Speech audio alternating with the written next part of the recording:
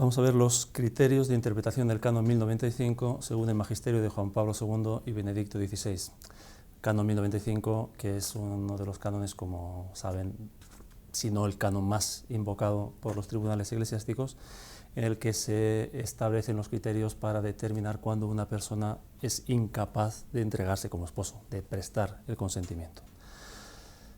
Recordamos el canon, en 3 números determina quiénes son incapaces de contraer el matrimonio. Por un lado, quienes carecen de suficiente uso de razón, quienes tienen un grave defecto de discreción de juicio acerca de los derechos y deberes esenciales del matrimonio que mutuamente se han de dar y aceptar, y quienes no pueden asumir las obligaciones esenciales del matrimonio por causas de naturaleza psíquica.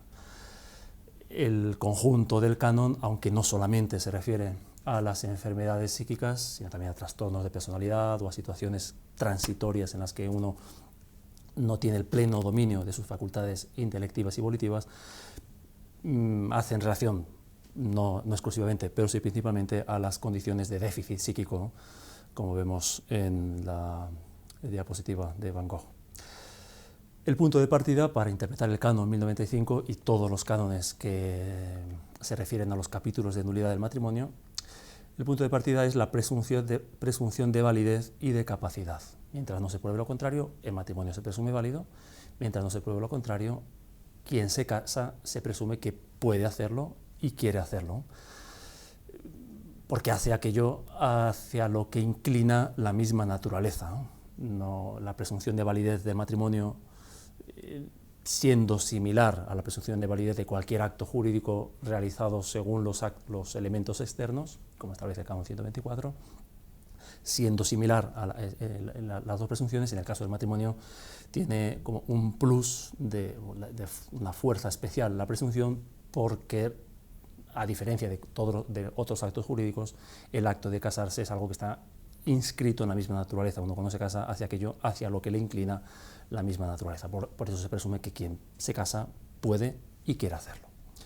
Se presume, mientras no se pruebe lo contrario, que quien se casa lo hace con la libertad mínima suficiente, tiene condicionamientos, como todos tenemos condicionamientos en cualquier decisión que tomamos, pero tiene la capacidad mínima para no dejarse arrastrar, no dejarse llevar, ¿no? Una mínima libertad para decidir. Y además que está en condiciones de entender lo que significa ser esposo y comportarse como tal, ¿no? Quizá no sabe en detalle cuáles son todas las obligaciones del matrimonio, todos los derechos, todas las implicaciones, pero tiene la capacidad de percibir, de discernir, de elegir y de asumir, de comportarse como esposo. Decía que el canon 1095 es quizá el más invocado por los tribunales eclesiásticos.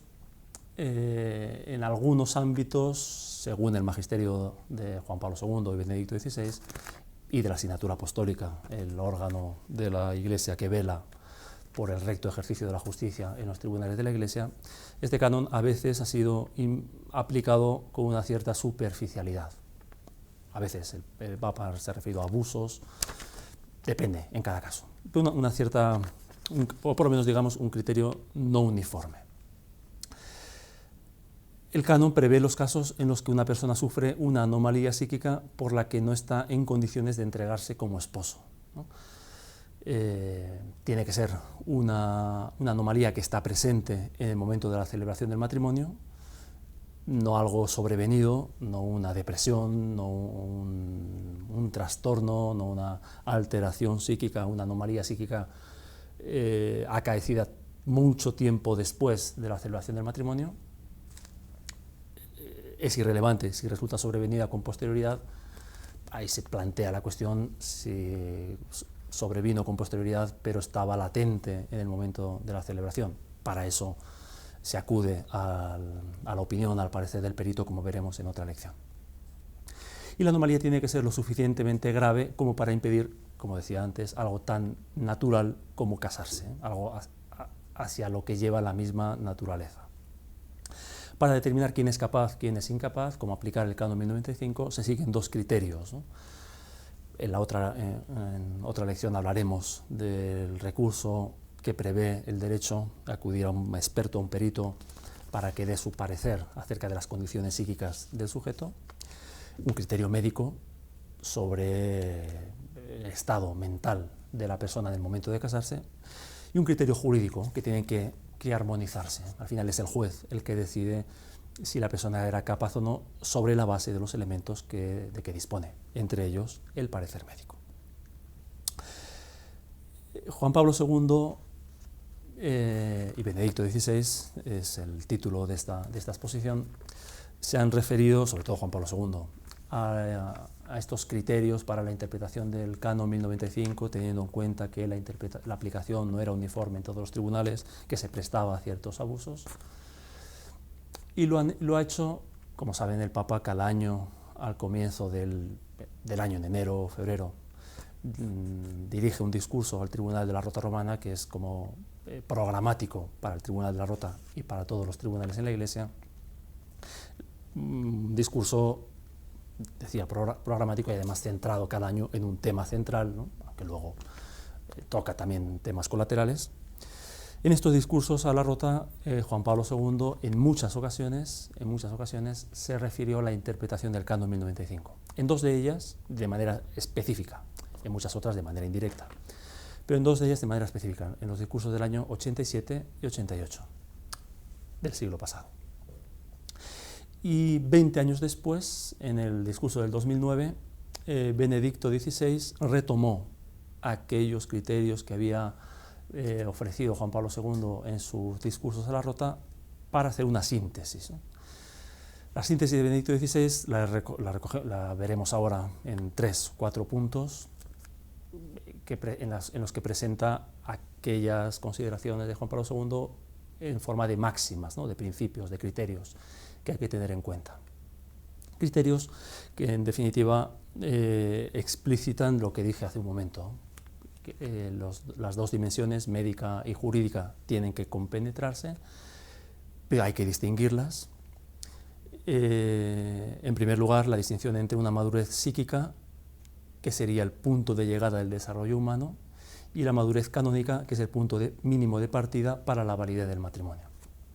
Cuando a un perito, psiquiatra, psicólogo, se le pide un parecer sobre una persona, ¿no? Se somete a su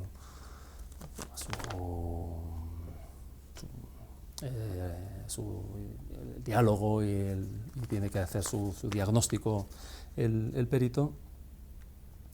La conclusión del perito con frecuencia tiene en cuenta un criterio ciertamente médico, porque tiene que pronunciarse desde su ciencia, y tiende a concluir que la persona no es plenamente madura, porque la madurez psíquica es el punto de llegada del desarrollo humano. Desde este punto de vista todos somos inmaduros, ¿no? Porque a la madurez plena solamente se llega al final de nuestras vidas, ¿no? Es el punto de llegada del desarrollo humano. Una conclusión de un perito que diga que una persona es inmadura, de suyo no añade mucho, porque todos somos inmaduros desde este punto de vista, porque la madurez psíquica se alcanza con la plenitud del desarrollo. Al juez interesa, en cambio, la madurez canónica, que es el punto mínimo de partida, ¿no? No le interesa cuando la persona es plenamente madura, sino cuando es mínimamente madura. Otro criterio de distinción fundamental, sobre el que los papas han vuelto en repetidas ocasiones, es la distinción que se hace entre incapacidad y dificultad, ¿no? Incapacidad y dificultad. Solamente la verdadera incapacidad, solamente la verdadera imposibilidad de ser esposo, de darse cuenta, de comportarse como esposo, solo la verdadera imposibilidad, la verdadera incapacidad, hace nulo el matrimonio. No simplemente la dificultad para prestar el consentimiento, para realizar una verdadera comunidad de vida y de amor, no la dificultad, sino la incapacidad que hace nulo el matrimonio. Porque las dificultades ciertamente están presentes en todo matrimonio, en toda celebración, en toda decisión que tomamos, ¿no? Siempre hay un margen de dificultad hacia con el que uno se encuentra en el matrimonio de una manera necesaria, indudable, pero son las dificultades que también ayudan a los sujetos, a los esposos, a crecer, ¿no? Encontrarse con dificultades no hace nulo el matrimonio, ciertamente. Es más, cuando se afrontan con la madurez mínima, sirven para mejorar, ¿no? para desarrollar una capacidad de entrega mayor, para madurar, ¿no? Para alcanzar una madurez más plena. La tercera distinción, en realidad es como otra consideración de lo que venimos diciendo, ¿no? La distinción entre la dimensión canónica de la normalidad, que inspirándose en la visión integral de la persona humana, comprende también moderadas formas de dificultad psicológica. Lo que decía antes, todos somos inmaduros, ¿no? Porque nadie ha alcanzado el pleno grado de madurez al que se llega después de una larga vida de perfeccionamiento. Todos somos mínimamente maduros, aunque todos experimentamos también moderadas formas de dificultad psicológica. Hay que distinguir esta normalidad canónica, que prevé moderadas formas de dificultad psicológica, y la dimensión clínica, que excluye del concepto de la misma toda limitación de madurez y toda forma de psicopatología. El que se dé en algún sujeto alguna manifestación de una deficiencia psíquica, un trastorno o un rasgo de un trastorno de personalidad, la sola existencia de este trastorno no hace nulo el matrimonio, siempre que ese trastorno sea compatible con un grado mínimo de madurez, con esa moderada forma de dificultad psicológica. Y la última distinción, si no me equivoco, es la que enfrenta la capacidad mínima suficiente para el consentimiento válido, que es lo que interesa al juez, y la capacidad idealizada de una plena madurez en orden a una vida conyugal feliz. El matrimonio es válido no cuando se alcanza la vida conyugal feliz, todos desean alcanzar la vida conyugal feliz y todos tienen los medios, el esfuerzo, la ayuda de la gracia para los cristianos, el acompañamiento de una pastoral que presta la Iglesia adecuada.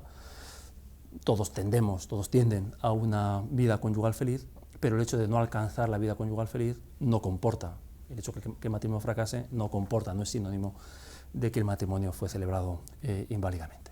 En definitiva, como dice también Benedicto XVI en su discurso de 2009, una verdadera incapacidad puede considerarse como hipótesis de nulidad solo en presencia de una seria forma de anomalía que, de cualquier modo que se quiera definir, independientemente del nombre clínico que tenga, si es que se le atribuye un nombre clínico, si es que constituye una verdadera enfermedad mental o no, si es que se puede catalogar con más o menos precisión en los criterios del DSM, el vademecum que utilizan los médicos, los psiquiatras para estudiar las anomalías psíquicas, independientemente del nombre que se le quiera definir, tiene que haber una seria forma de anomalía que ha de afectar sustancialmente a la capacidad de entender o de querer. La persona el matrimonio no es nulo porque sea la persona inmadura, porque no tenga una libertad plena de decisión, sino cuando esa inmadurez se ha transformado, o esa falta de libertad se ha transformado en un déficit, en una limitación seria, una privación de la capacidad de entender y de querer, de discernir, de darme cuenta de lo que supone ser esposo y de querer comportarme en consecuencia.